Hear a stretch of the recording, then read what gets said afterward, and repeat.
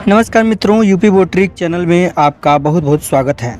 आइए आपको अवगत कराते हैं आशा उषा कार्यकर्ताओं के लिए केंद्र व राज्य सरकार द्वारा जिन योजनाओं का प्रोत्साहन राशि जो कागज़ में दिखाया गया है, क्या वह उन्हें मिलता है या नहीं। आपको बता दें, जब मैंने योजनाओं को लेकर एक खबर बनाया तो इसे देखने वाले यूट्यूबर और आशा उषा बहनों ने सीधे विरोध किया कि यदि ये सभी पैसे मिलते तो ये आशाएं आंदोलन क्यों करती, भूख हड़ताल पर क्यों जाती। ये सिर्फ कागजी दिखावा है। सरकार तो योजनाओं में पैसा दिखा दी है कि इस योजना में इतने रुपए मिलते हैं, इस योजना में इतने रुपए आशा को दिए जाते हैं, लेकिन जब ज़मीनी हकीकत देखा गया तो सभी आशाओं ने कहा कि ये सिर्फ आशाओं के साथ छलावा है। यदि आपने वह खबर नहीं देखा है तो अवश्य देख लें, चैनल पर उपलब्ध है। आइए आपको बताते हैं। इस खबर को देखने के बाद कुछ बहनों ने कमेंट किया है, उसे भी आप अवश्य जान लीजिए। राकेश सिंह द्वारा कमेंट आया है, जितना मिलता है ना उतना उससे ज़्यादा खर्च हो जाता है आने जाने में। रानी जाट का कहना है, कुछ नहीं मिलता, सब बकवास है, प्रोत्साहन राशि काट देते हैं, इसीलिए तो हम आशा बहनें फिक्स मानदेय की मांग कर रहे हैं। अनसुईया मीना का कहना है, जी बिल्कुल नहीं मिलता। वहीं हमें पागल बनाते हुए रेणु सिंह ने कमेंट किया, कौन देता है सारे मदों पर पैसे, पागल हो भाई क्या। जितेंद्र पांडे ने कमेंट किया, गिनवाने और देने के फर्क को देखो भाई, उन आशाओं से पूछो। लाला तोमर ने कहा, कोई नहीं डालता। संगीता लोधी ने कहा, सब बीसीएम खा जाते हैं। वहीं मार्शमेलो का कहना है, एटीपी तो सरकारी अस्पताल में कोई करता ही नहीं, सभी डॉक्टर प्राइवेट क्लिनिक में करते हैं जिससे वो पैसा नहीं मिलता। एपीएमएसएएम उच्च जोखिम वाली महिला का पैसा अभी भी नहीं मिल रहा है। दस्त के मरीज नाम मात्र के हो गए, वो भी नहीं मिलता। अब आप बताइए कि आशाओं से काम बहुत कराया जाता है और मिलता कितना है। कोई भी अभियान आया तो सबसे पहले आशा को फील्ड में कूदवाते हैं। हर जानकारी आशा फील्ड से निकाल के देती हैं। इनके भर्ती होने के कारण गांव के लोग जागरूक हुए हैं, अब अस्पताल में प्रसव करा रहे हैं, नहीं तो होम डिलीवरी होती थी। आशा गांव में बैठक करती हैं, लोगों को जागरूक करती हैं और मिलता सिर्फ इतना ही है। वहीं मध्य प्रदेश की प्रदेश सह सचिव विमला जायसवाल जी का कहना है, आशा उषा महिला संगठन से श्रीमती विमला जायसवाल प्रदेश सह सचिव, मैं सभी पत्रकारों से कहना चाहती हूँ कि आशाओं का भला करें, अनभला नहीं। जिस किसी ने इस वीडियो को डाला है, मैं उस न्यूज़ वालों से निवेदन करती हूँ कि यह गलत है। इतना पैसा यदि आशाओं को मिलता तो हड़ताल में ये क्यों बैठती। 3 महीने बैठी रही, 15 साल से लड़ती आ रही हैं।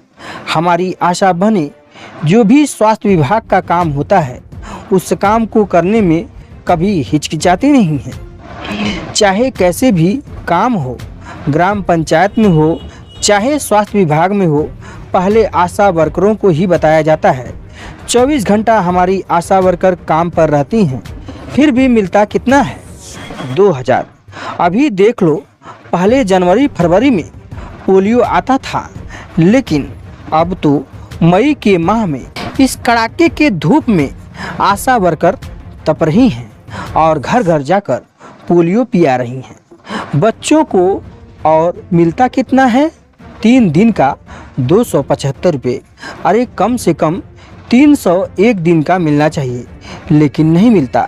फिर भी हमारी आशा वर्कर काम में हाजिर रहती हैं। सरासर अन्याय आशा वर्करों के साथ होता है। महीने में 2000 रुपये मिलते हैं, अपने बाल बच्चों का पालन पोषण इतनी महंगाई में कैसे करें।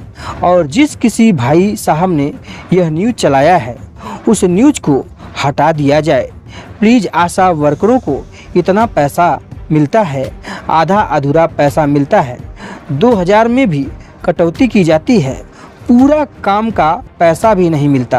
बोल देते हैं बजट नहीं है। 7 एक्टिविटी का पैसा 2022 जनवरी से बढ़ा हुआ था, लेकिन अभी तक कोई जानकारी नहीं मिलती कि किसका पैसा आया। इतना अत्याचार आशा कार्यकर्ताओं के साथ होता है। अभी एक बहन आशा का अचानक मृत्यु हो गई।